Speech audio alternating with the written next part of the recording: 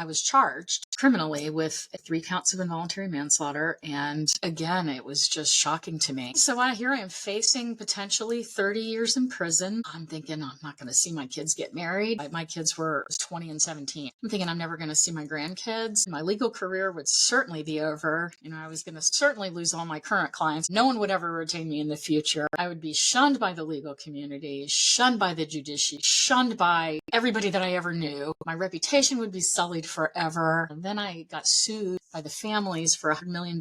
So I'm thinking for sure, oh my God, I'm going to go bankrupt. If I'm not in prison, I'm going to be bankrupt and living on the streets. I considered some truly insane options. I can't believe I'm saying this out loud to anybody, people I don't know. I considered suicide one night. I took a medication to help me sleep and have been on it for years and years and years. And I thought, wow, I could just take this whole bottle and it would all be over. All this pain, all this agony, all this fear, all of it would be over. And I seriously contemplated it. And I'm like, okay, let's play that out, because we tend to do that as an attorney. Let's take this to its logical conclusion. All right, I do it. It'll take however long it takes. At some point, at the time, my now husband, at the time my boyfriend was in the other room. I'm like, well, he'll surely come in the bedroom at some point and find me. And then the trauma that would cause him, of course.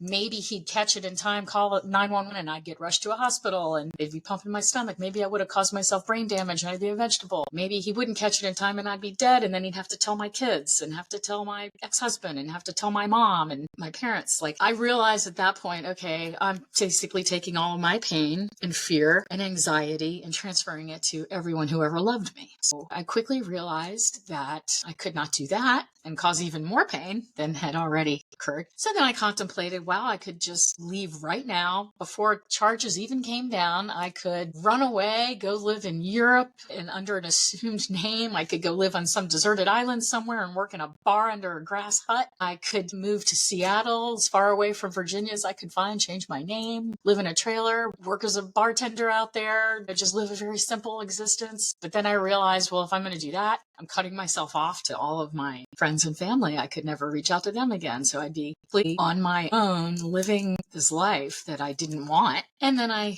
quickly nixed that. And then I realized, well, that left dealing with it. Yeah. That left facing the consequences and moving on in the best way that I could.